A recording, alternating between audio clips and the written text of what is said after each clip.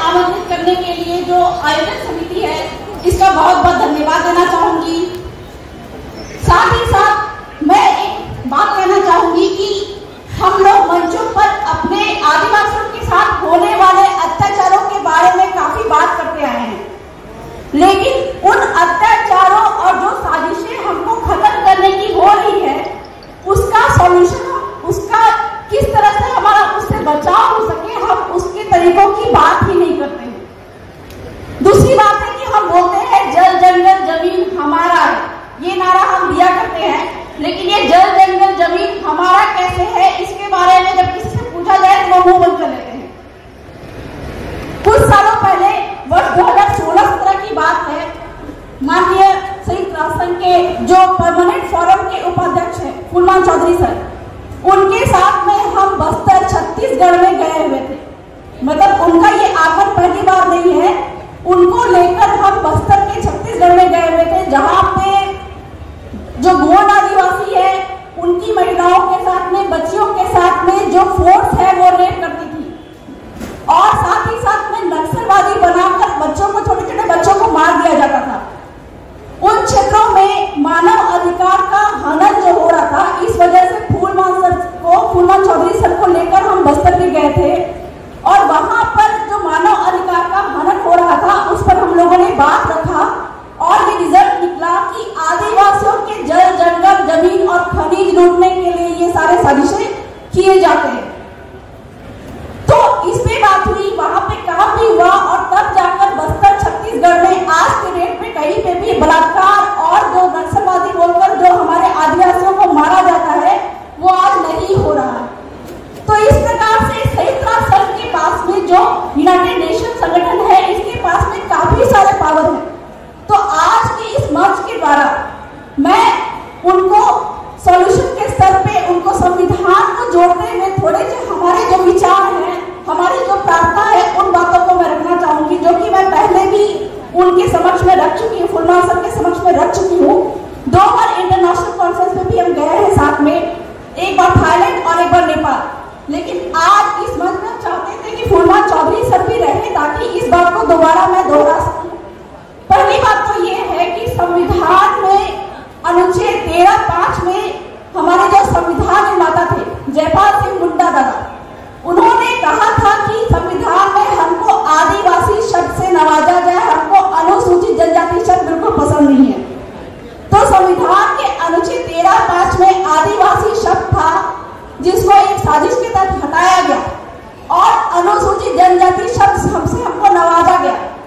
और उसके 5 विशेषताएं बताई गई। जो अनुसूचित जनजाति होने की 5 विशेषताएं बताई गई, वो 5 है: भौगोलिक अलगाव, आर्थिक पिछड़ापन, घुलने मिलने से कतराना, आदिम जनजाति गुण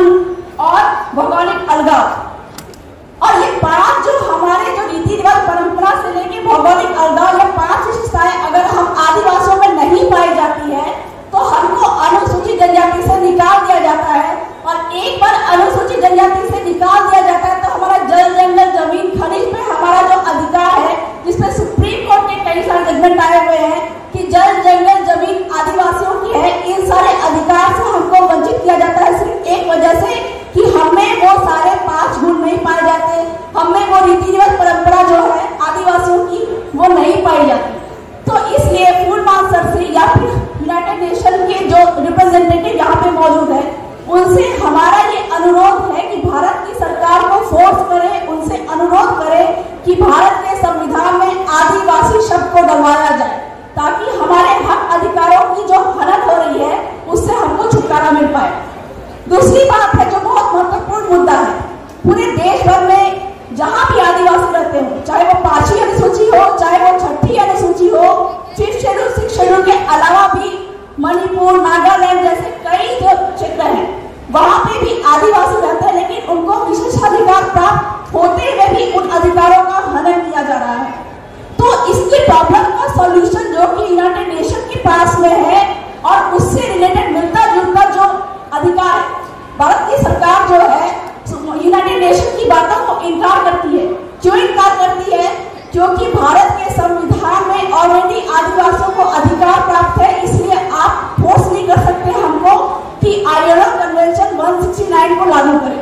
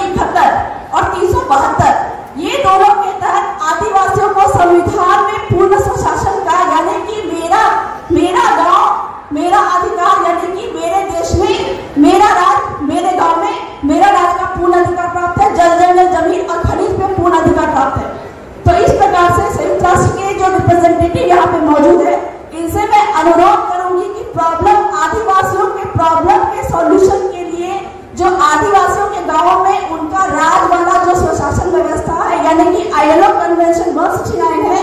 इसको लागू करने के लिए भारत की सरकार को बाध्य करें, उनसे अनुरोध करें, ताकि हम आदिवासी जो रोज के रोज अपने ही घर पे बेघर होते जा रहे हैं, उससे हमको छुटकारा मिल सके। तो बहुत ज्यादा तो मैं नहीं बोलूंगी,